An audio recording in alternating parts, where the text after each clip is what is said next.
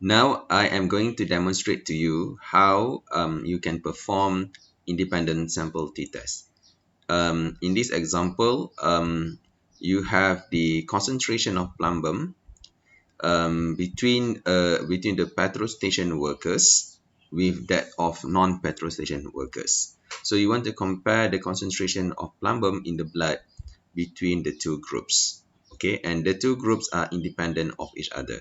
So as I mentioned, first thing that you have to do is to check whether the data are normally distributed. To do that, you click Analyze, Descriptive Statistic, Explore, and then you transfer concentration into dependent list, click plots, make sure you tick normality with plots. I don't want to see stem and leaf, so I untick it. So click continue and then OK. So now you can see that this is also good because no missing data.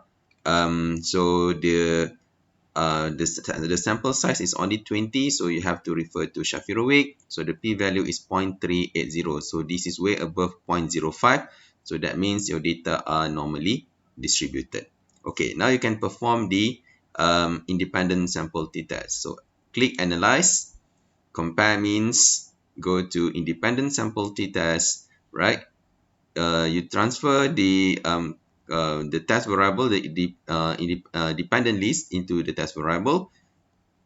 Okay, I better show you again. I have done this before. Okay, right. So you transfer the concentration into the test variable and then groups into the grouping variable. Look carefully here. So when you transfer the group into grouping variable, there'll be a question mark. So the computer is asking you to define. So I already defined the petrol station worker as number 1, the non-petrol station worker as number 2. So you click define. So the group 1 is actually 1, group 2 is 2. So you click continue and then you click OK. Alright. So then you get your independent sample t-test result. Here you can see that the mean for the concentration of plumbum among the petrol station worker is at 1.2 plus minus 0.35. Okay, whereas the concentration for the non-petrol station worker is 0.79 plus minus 0.31. So is this concentration statistically significant between the two groups? We are going to look at the independent sample t-test table. So here you have to look very carefully. You have to check the Levene test for equality of variance. So if the p-value here, the significant value here, okay, you can see it's more than 0.05.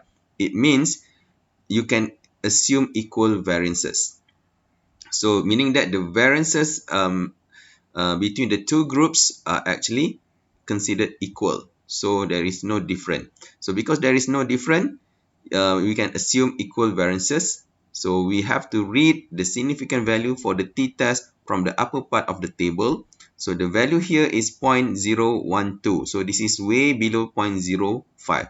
That means there is a significant difference between the concentration of plumbum or lead between the petrol station worker and the non-petrol station worker.